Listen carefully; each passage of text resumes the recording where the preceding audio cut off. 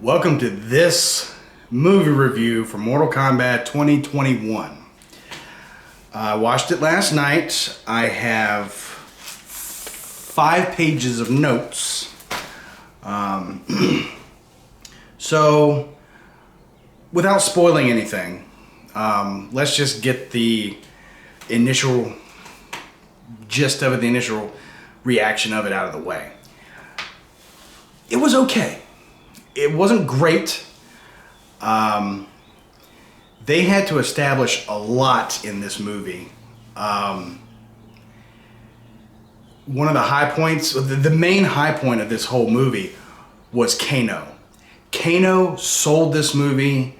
I don't know who I'm gonna look it up. I don't know who the actor is or where they got him from, but he was absolutely perfect in the role, and he's my favorite character of the movie by a country mile. Of course, this is all on HBO Max.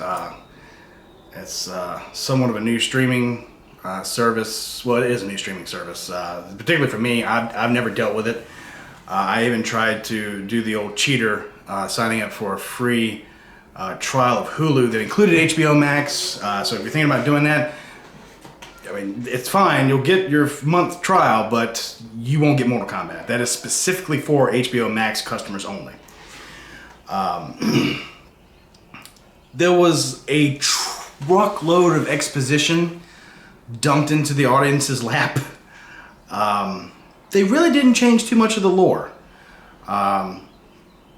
without getting into spoilers. Once it got past the halfway point, it got a lot better, especially the end fight scene. I really can't go into too much. I would give this movie a solid C+. This is not your Mortal Kombat from the 90s. And no, I'm not talking about Annihilation. That Mortal Kombat Abomination. I'm talking about the first one. That always, oh man, that was, outside of the Super Mario Brothers, that was the first instance of a video game to movie transfer and how well it translated to the screen. It just worked. For as campy and cheesy as some of that stuff might be, the 90s movie worked. This one, I was watching it, and I've written down several times, this feels like a fan film. And I even posted that on my personal Facebook page to some of my friends out there who were going to be watching this, and I'd asked their opinions on it after we all watched it. And I said I wasn't gonna write anything, but that was the prevailing theme. Yeah, this feels like a fan film. It would go a little bit further. This feels like a fan film. It would go a little further. This is so.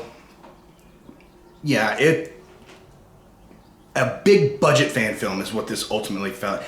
It's a love letter to the Mortal Kombat fans, which is fine, because I'm a big Mortal Kombat, well, I was a big Mortal Kombat fan back in the day. Basically because my stepbrother at the time had the Super Nintendo version, and there was no blood in the Super Nintendo version. I think the Genesis version, you could cut it on and off. But I mean, you could still rip somebody's spine out, so it was okay. No blood, but you could rip somebody's spine out or light them on fire.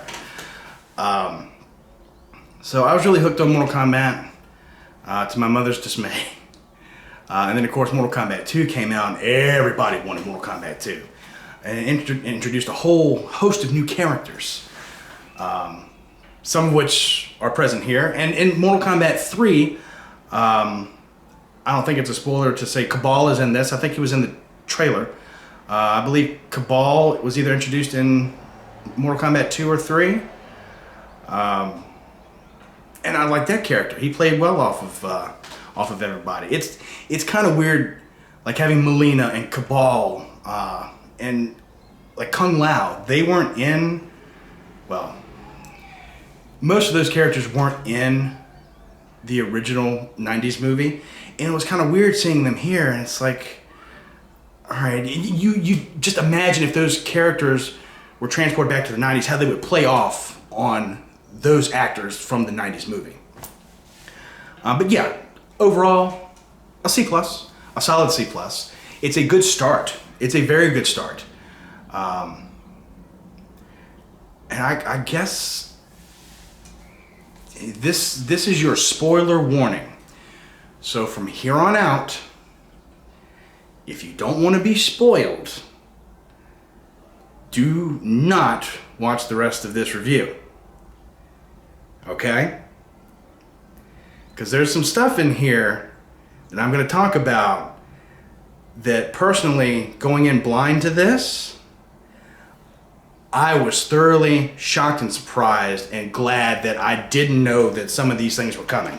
So again, here's your spoiler warning. So I got my notes. Mortal Kombat. I did watch the first 7 minutes of the movie that Warner Brothers came out with. I think it was it Tuesday, Wednesday? And I was like, okay, I gotta see this movie, because of course that whole first 7 minutes was Hanzo and his family, and then of course Bihan, Scorpion, Sub-Zero, you know, the attack on that village and subsequent death of pretty much everybody. But I tell you what, once Scorpion found his, that is a terrible way to go. I think they were not only frozen, but I think I think there was a pipe or something jammed through both her and the child. Frozen. It was a haunting visual. Then of course Scorpion goes ape crap crazy on all the Lin Kuei that were trying to get at him. Then of course he ran across Bihan. Oh yeah, the same actor that's in Endgame that's versus Hawkeye. I didn't realize that was the same actor that plays Hanzo / Scorpion in this. I love the fact that the wife's gardening tool ultimately became the "get over here." That was clever. I like that. That was very clever. And right under there, just so you all, this is all in line with the movie. The very first thing I wrote down after the wife's garden tool bit was, can we get focus here? That baby's the main character. It's like, I know that baby's the main character. Cole Evans. Road access! Red Wild Force Ranger!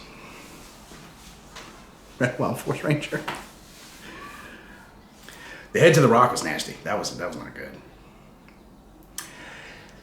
At the very end of the Scorpion Sub-Zero fight, I didn't understand up until this point, because I believe Bihan spoke Japanese and Chinese, a little bit of Chinese, because he conversed with the adolescent kid, and Hanzo spoke Chinese. It was really odd that Sub-Zero spoke English at the very end when he was walking away from Scorpion. I thought that was kind of weird. Enough so that I wrote it down. Oh yeah, as he was walking away, for the Lin Kuei. That's your Queel from The Mandalorian, I have spoken moment of the movie. Oh yeah, big bold letters called it Cole Young, Cole Evans. Then Raiden comes in, of course, you see where he takes the baby. Teleports back to the command center. So I made a note here that they're back to, they're sticking to the main storyline of this is the 9th tournament in a row where that Earthrealm has lost, and if they lose one more time, Outworld is coming a calling, coming a knocking. So that was fine. So yeah, back to the last tournament before Outworld. They have that line, it was Ramirez. It was Ramirez. For my Batman folks out there. Oh yeah, and when Cole was fighting the Ramirez in the Octagon, or whatever they were fighting at, it's funny how every time one of the characters came on screen, I immediately knew that's who that was. Like Jax walked in, I'm like, it's Jax, and that's Sonya. Not just from the trailer, but some of the other characters too. It's almost like a lot of the actors were kind of wooden. Very professional. Turn the damn silencer on. Sorry about that. Oh yeah, Jax. It was like the actors were cosplaying as those characters and acting very terribly, trying to do their man. It was just weird. Again, looks like a fan fiction. Oh yeah, the character who's only mentioned by name, Ed Tobias. I get it. Yeah, when Cole and his family go for, the daughter has ice cream, and then the mom shows up, or the wife shows up, and they're like, "Oh, let's go order it." I was like, "All right, well, you got fries," and I was like, "Whatever." Then it starts to snow, and I was like, "There's Sub-Zero. Cole family gonna die, and that's gonna be the catalyst for him to join whatever, yeah, the tournament or what have you, the group. He's gonna join the gang." Oh, and then after that, this is so stupid. Where Sub-Zero was throwing snowballs. I mean, it was ice forming, but if he could do that, you would think when they're shaped daggerish like that, they would pierce through the car or the windshield, what have you. I'm nitpicking. This is the spoiler part of the review, so. Oh yeah, and the whole, you have been chosen.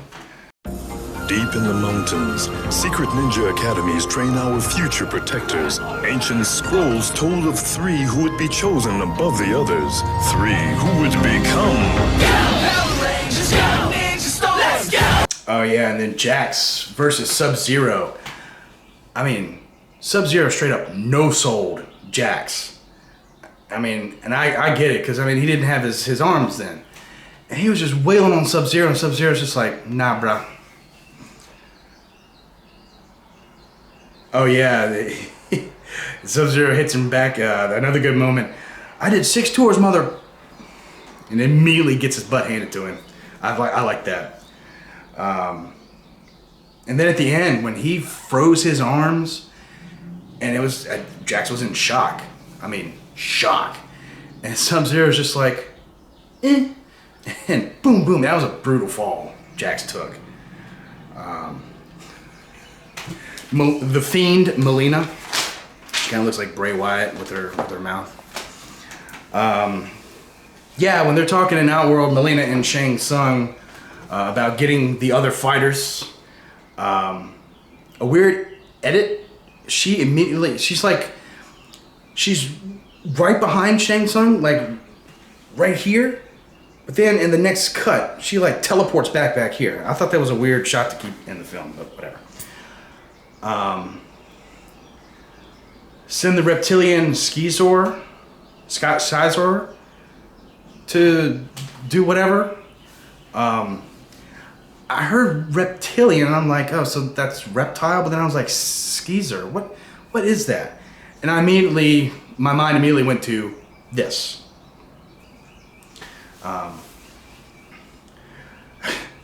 I said, immediately when Sonya Blade was introduced, I was like, that ain't my Sonya. It's like, hashtag, not my Sonya. I forget the actress's name from the 90s movie, but Chris Farley said it best. That was Miss Veronica Vaughn. So hot. Want to touch the hiney. Yeah, and then he meets Kano, and they keep talking about the dragon markings that Kano has one and Cole has one. Sonya doesn't have one. And Sonya keeps going on about finding people with these marks, and I was like, dragon markings? Sounds like you could use some sort of dragon radar. Well, maybe something like that? Yeah, of course, they're going through stuff. There's some cameos here. Nightwolf is shown, the picture is shown of him. And of course, Kano stole that whole opening scene. I referred to him at the first part. Still feeling like a fan film. Yeah, I wrote down so much. I'm not going to go through the whole thing. I was shocked that there was no actual tournament proper. Saving it for the sequel, obviously. Once they met up with Liu Kang, I was like, hey, I know that dude. I was like, that's Zach Taylor. Of course, Ludi Lin is the actor, but Zach Taylor, of course, for my Power Rangers fans, he played the Black Ranger in the 2017 reboot of Power Rangers. If you haven't had a chance to see that movie, do yourself a favor. It is great if you're a Power Rangers fan. Of course, Reptile dies. I was shocked that Reptile would die. For a split second there, I went back and paused it and kind of went through the shots a little bit, the frames. And I could have swore for a split second, and it was probably my eyes just playing tricks on me because I couldn't find it when I went back through. He kind of looked like the Reptile from the first Mortal Kombat, where it was like camo and terrible CGI. I could have swore I saw it. I wonder if they just put it in there for a split second and I just couldn't find it, just as a, a wink, wink, nudge, nudge moment. Yeah, the acting in this is Cole, the guy, the gentleman the actor that plays Cole Young is great. The family's great. It's almost like everybody that's not a part of the Mortal Kombat lore in this movie, like Cole Young, the wife, the daughter, the gym, the Octagon owner or whatever, Ramirez. Everybody that's kind of outside that circle of, hey, they're original characters are fantastic. Everybody that's Mortal Kombat related inside that bubble, some of it, especially Shang Tsung, his acting was terrible. And I figured they would have had a line in here, or at least a end credit scene of where Shang Tsung goes back to Outworld. I mean, even Goro died. I was like, well, yeah, you got Kintaro, you got Motaro to fill in that spot. Shiva. I really thought they were going to echo the Avengers and have Shang Tsung go back and say something like, oh, Earth Realms protected fighters are blah blah blah blah blah. It would be to challenge them would be to court death. And then Shao Kahn gets up out of his Emperor's chair and have it reflective of the Mortal Kombat 2 stage where I think he had Sonya and Kano chained up. You could have two different characters chained up there, and then swap them out later in another movie, and have Shao Kahn go, fine, I'll do it myself. And they pick up a hammer or something. I don't know. I just felt that was the direction they were going with.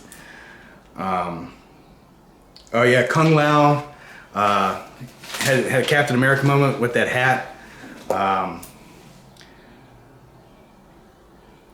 Yeah, Raiden's eyes were weird. I've written down several times, dude, turn your high beams off. It was just distracting, just having his eyes all. That effect didn't do anything for this movie.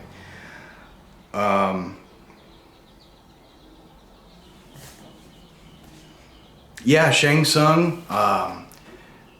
He gets the best of Kung Lao. And it was a shocking moment because you weren't expecting it coming. And he flies towards him. I didn't know Shang Tsung had telekinesis. If he does, let me know in the comments, but yeah, Shang Tsung never transformed in this movie. Because I thought once he took, well, all the other characters were there. I figured if one of the characters wasn't there, it would come back later and he would show up as Kung Lao, like to infiltrate the temple or something instead of them breaking the force field or whatever, but I don't know. Of course, you had your animality in there. At the final battle of Sub-Zero versus Cole. I wasn't quite sure what the armor was. It kind of looked like Scorpion's outfit, and I thought that Hanzo's spirit was the what was the name? Oh yeah, Kano stole the Eye of Agamotto from Doctor Strange in one scene. Liu Kang's like, put it back. I forget what they called it. Your inner power. I really thought that he was going to channel Hanzo and he would become Scorpion. So he would have the fires of hell power to beat Sub-Zero. But Hanzo comes back for whatever reason. And they made Scorpion the good guy in this, which was a nice twist. I didn't see that coming. Cole's family lives to breathe another movie. We'll see. Then of course you had your end of movie scene, which probably could have served as a post-credit scene if they really wanted to. Cole's going to Hollywood, and not for WrestleMania. We all know why he's going to Hollywood.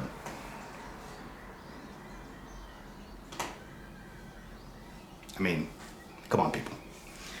I mean, there was nobody in this. There was somebody that was completely left out of this movie. I would assume that's because they didn't want to start the sequel out with him getting his neck snapped. God, Mortal Kombat Annihilation was terrible. So yeah, all in all, like I said, I give it a solid C+. So in closing, we hope you liked this first movie review. It was kind of all over the place. It's the first time I've done one of these. So I would imagine in a group discussion, it would be a lot better. But since we're not always together and I had an opportunity to watch Mortal Kombat last night, I thought this would be a nice way to a nice learning experience, a nice learning curve. Stay tuned. We have finished Dragon Ball Z Abridged Season 2. We've watched all the way up past Episode 30 Part 2. Episode 30 Part 3. We've seen Kai Abridged 2. We have more JonTrons on the way. And I know you guys love our JonTron reactions, so yes, they're on the way. We just uploaded an old Ghostbusters 2 an honest trailer, coupled with the mini puffs, the Stay Puft marshmallows from the teaser from Ghostbusters Afterlife. And I've been talking with Chase, and I'm actually sitting here at the computer now. Once I get done with this and edit it and post it, I am still working on our Patreon. We are going to be having some shows that we're going to do, in a little bit of a documentary style. I really wanted to go back and show him back 2011, if you're a WWE fan, back when I was dragged back into it by the pipe bomb promo from CM Punk. And I wanted to go through that short era with him, kind of like document style, on our Patreon. And then of course, as I alluded to earlier, when I tried to sign up for Hulu, HBO Max, it didn't give me Mortal Kombat. But what it did give me was an insight on what's on Hulu. And I didn't know that they have Dragon Ball, Dragon Ball GT, and Dragon Ball Super. Me and Chase have been talking about us doing a reaction to Dragon Ball Super for a while now. So now that we have that, we could do it. Along with Digimon, I actually asked him yesterday if he's seen it. Of course, I've seen all the Digimon seasons, except for the last one or two. I haven't seen the Tri movies, and I haven't seen enough of, was it Re-Adventure 01? How are they titling that? I don't know. But they have Adventure 1 and 2 on Hulu. So we're planning on reacting to that. We also have a recommendation from Robert Zonis. I hope I said that right. He wants us to do the both versions of the Naruto Abridged, and I commented on that few hours ago, and I told him, I said, look, I've never watched Naruto or Boruto. Yeah, that's the sequel, right? Or Shippuden or whatever. I don't know anything about it. I just know they do the run, and the guy looks like a little cat. I don't know. Sorry if that offends your show. He'd like for us to start doing that. I'm not opposed to it. I'm sure Chase and Dan aren't either. But we've got a lot of cool stuff coming your way. And as always, check the link in the description. I'll have our Facebook group page where you can come and hang out with us, post memes, post suggestions. If you got any questions for us, we always take questions and answer. We like to get to a point where we do some Q&As. We could do those live on either YouTube or Facebook. So we have that capability now. So yeah, we hope you enjoyed this review, and more to come. See you later.